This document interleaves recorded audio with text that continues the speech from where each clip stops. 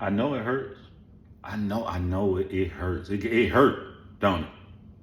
But sometimes the truth hurts. So I want y'all to say it with me. I want everybody to watch, say it with me.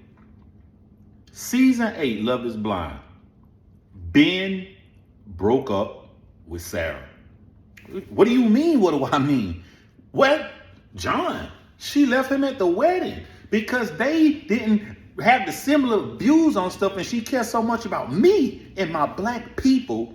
She couldn't be with a man who don't care about it. So how did he break up with her, John? He's fake. He's performative. He's going around passing out YouTube cards. Yet, on her beliefs of taking up for the LGBT community, y'all know what I'm trying to say, black Americans, she threw all that out the window once the cameras left and went right back to try to date him. She liked this man who had so opposite viewpoints than what she had. She was willing to leave the state and stay with this man. Leave the state. Wow. This is amazing. Amazing. And y'all out here showing this woman all this support. Yeah, girlfriend. He didn't have them viewpoints. You care about all these social injustices. She didn't care enough.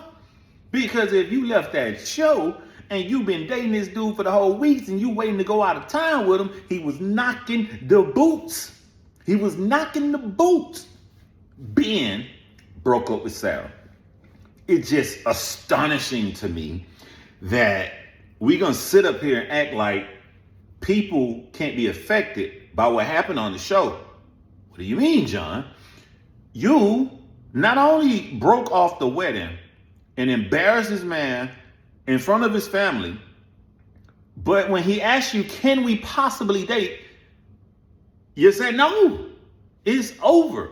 You reaffirmed this again in the limo. No, we cannot date.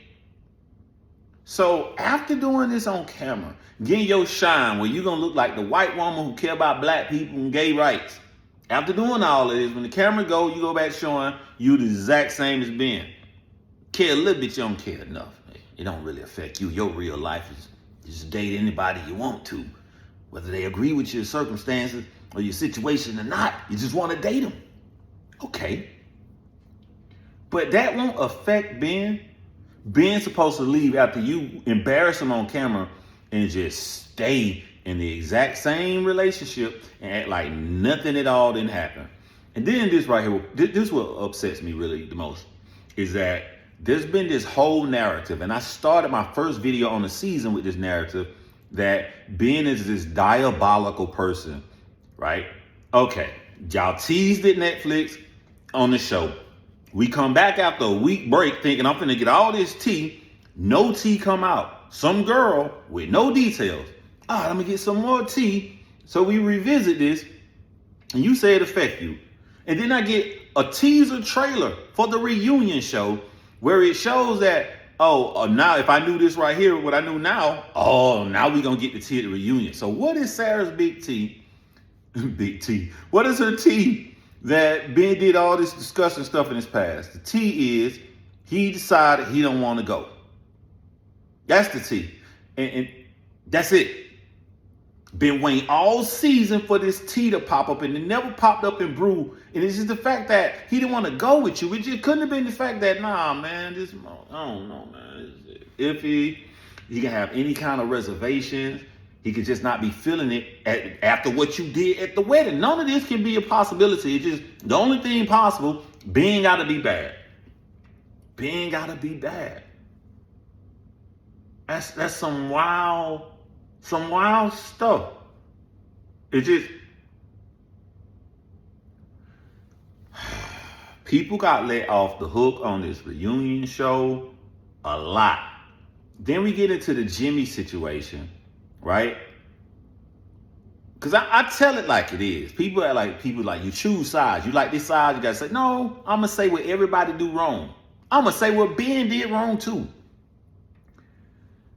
It's hard to trust when you go on a reunion show and you say all these politically correct things.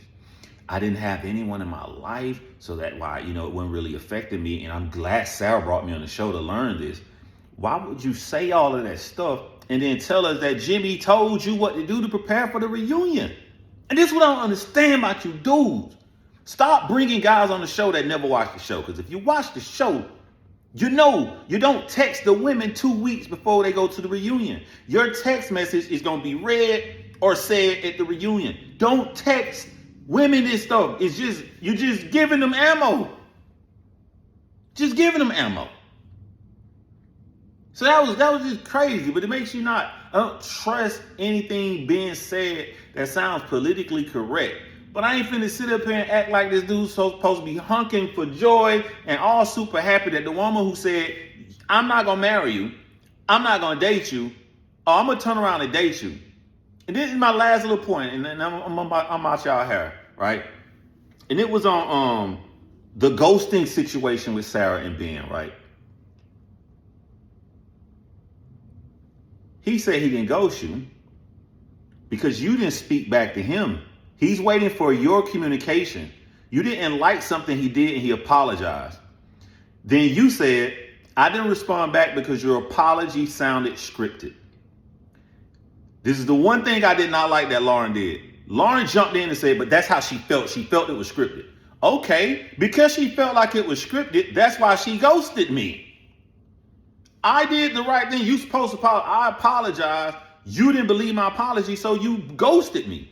So why am I go down here and go to another state with a woman that ghosted me after not wanting to marry me in front of my family and friends, after telling me we can't have a relationship? Why would I trust that? These can't be plausible things because he has a penis. We don't want to believe men when it comes to the reunion show.